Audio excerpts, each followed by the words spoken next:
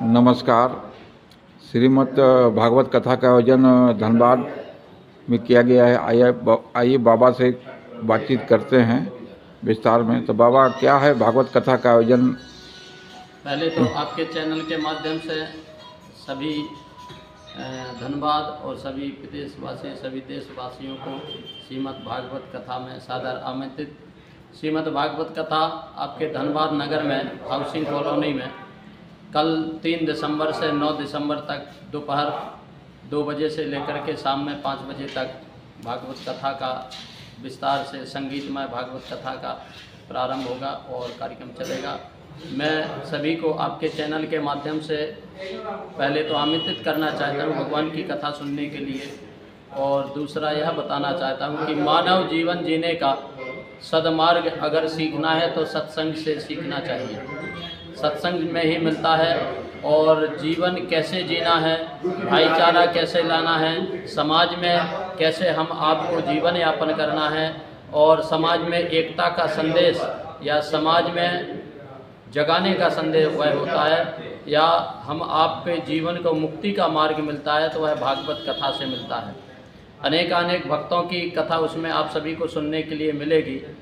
आज परम सौभाग्य है कि आपके धनबाद नगरी में मुझे यह भागवत कथा कहने का सौभाग्य प्राप्त हुआ है, और मैं प्रयास करूंगा कि ज़्यादा से ज़्यादा भगवत कथा प्रेमी आएँ, भगवान की कथा सुन करके अपने मानव जीवन को धन्य बनाएं, क्योंकि ऐसा अवसर बार बार नहीं मिलता है। जब जन्म जन्मांतर, कल्प कल्पांतर, युग युगांतर के पूर्णोदय होते हैं तब कहीं भागवत कथा सुनने का सौभाग्य मिलता है।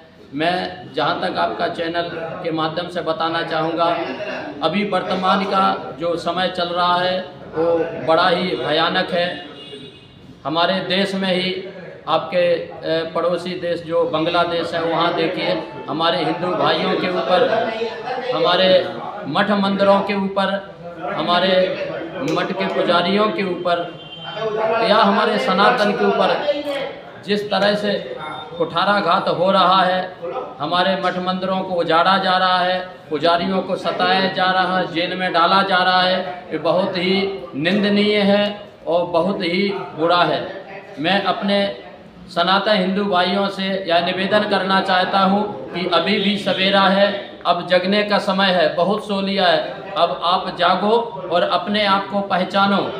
अब इस होश में मत रहो कि हम बहुत ही अल्पसंख्यक बहुसंख्यक हैं। धीरे धीरे अन्य समाज बढ़ते जा रहे हैं और हमारे सनातन हिंदू समाज को तोड़ने का काम किया जा रहा है, हमारे हिंदू समाज को बिखारने का काम किया जा रहा है। तो अब जो अभी तक हम आप जात पात में थे, ये जाति पात का भेदभाव छोड़ो।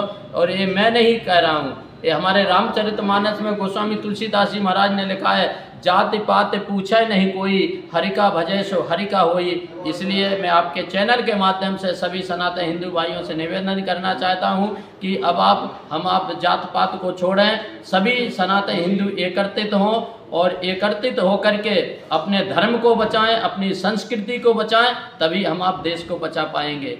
इसलिए सभी संगठित होकर के, और अभी बागेश्वर धाम वाले धीरेन्द्र शास्त्री जी ने बहुत सुंदर यात्रा, पद यात्रा निकाली, तो उसमें नारा भी दिया था कि हम जात पात की करो विदाई, हम सब हिंदू भाई भाई। तो उस यात्रा में भी गया था, मैं भी उस यात्रा का समर्थन किया, और मैं भी अगर धनबाद में आया हूं तो अपने सनातन हिंदू भाइयों को जगाने के लिए आया हूं कि आप जागिए, अपने धर्म को बचाइए, और नई पीढ़ी जो है वह कैसे हमारे संस्कृति की ओर मुड़े, कैसे धर्म की ओर मुड़े, और कैसे उनके जीवन में संस्कार आए। यह भागवत कथा आप लोग सुनेंगे तो उससे आप अपने समाज को एकत्रित कर पाएंगे, भाईचारा को एकत्रित कर पाएंगे और अपने धर्म को बचा पाएंगे। अपना नाम परिचय बताइए। राजीव लोचन सदगुरु बधाई बनाई जी।